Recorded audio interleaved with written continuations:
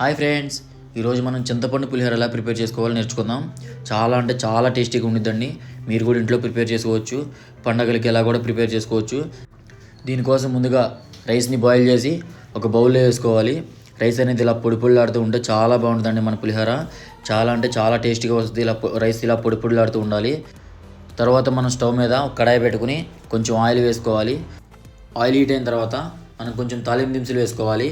అలాగా కొంచెం ఫ్రై అవుతుంది అనగా కొంచెం పల్లీలు కూడా వేసుకోవాలి. ఇవి రెండు కొంచెం సేపు అలాగా తిప్పుకుంటూ ఉండాలి. గరిటతో తిప్పుతూ ఉండగా అలా కొంచెం ఫ్రై అయ్యిద్ది. అలా ఫ్రై అవుతూ ఉండగా ఇలాగ మనకు బాయిల్ అయ్యి కనిపిస్తే అప్పుడు కొంచెం ఎండుమిర్చి అలాగే కొంచెం పచ్చిమిర్చి కూడా వేసి మనం అలాగ ఫ్రై చేస్తూ ఉండాలి. అలా గరిటతో తిప్పుతూ ఉంటే స్మెల్ అనేది మంచిగా వస్తుందండి. ఫ్రై అవుతున్న స్మెల్, తాలింపు స్మెల్. అలాగ ఫ్రై అవుతున్నాయి అనగా కొంచెం కరివేపాకు వేసుకోవాలి.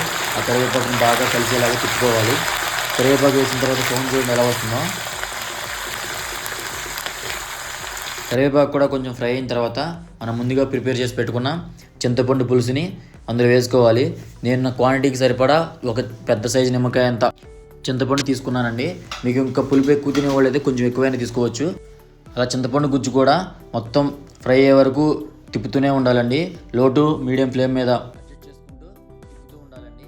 అలా తిప్పుకుంటే చూసారా ఆయిల్ అనేది ఇలా పైకి వస్తుంది. అప్పుడు మనం కొంచెం టేస్ట్కి సరిపడా సాల్ట్ అలాగే కొంచెం పసుపు వేసుకుని మళ్ళీ బాగా తిప్పుకోవాలి.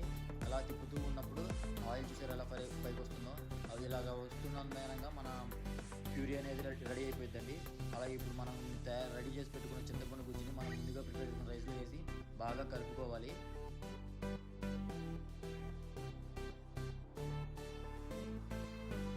ఇలా కలుపుకున్న తర్వాత మన కలర్ అనేది చాలా బాగా వస్తుందండి. అలాగే మొత్తం అడుగు నుంచి అలాగ బాగా కలుపుకుంటూ ఉన్నప్పుడు మన పులిహోర అనేది ప్రిపేర్ అయిద్దండి. అలాగే మొత్తం కలిపేసిన తర్వాత మనం పులిహోర అనేది రెడీ అయిపోతుంది. దీన్ని మనం ఒక ప్లేట్లోకి తీసుకోవచ్చు. కావాల్సిన వాళ్ళు కొత్తిమీర కూడా సర్వ్ చేసుకోవచ్చు. నా దగ్గర కొత్తిమీర అవైలబుల్గా లేదండి, అందుకే ఇలాగే పెట్టాను. ఇప్పుడు టేస్ట్ చూసి ఎలా ఉందో చెప్తాను. చూస్తుంటే మాత్రం స్మెల్ మామూలుగా లేదండి. పులిహోర స్మెల్, ఆ చింతపండు ఫ్లేవరు తింటే మాత్రం అబ్బా చాలా బాగుందండి. మీరు కూడా ట్రై చేయండి ఇంట్లో. చాలా సూపర్గా ఉంది. ఈ పులిహోర ఓన్లీ బ్యాచిలర్స్ కోసం చేశానండి. ఇంట్లో వంట చేసి అక్క వాళ్ళు ఎవరు నన్ను తిట్టుకోమాకండి. ఈ పులిహోర అయితే నాకైతే చాలా బాగా నచ్చిందండి. మీకు కూడా నచ్చింది. వీడియో చూస్తున్న బ్యాచిలర్స్ అందరూ మీరు కూడా ఒకసారి ట్రై చేయండి. నాకైతే చాలా సూపర్గా నచ్చింది. మీరు కూడా ప్రిపేర్ చేసి ఎలా ఉందో కామెంట్ చేయండి. వీడియో నచ్చితే లైక్ చేయండి, ఛానల్ సబ్స్క్రైబ్ చేయండి. Bye friends.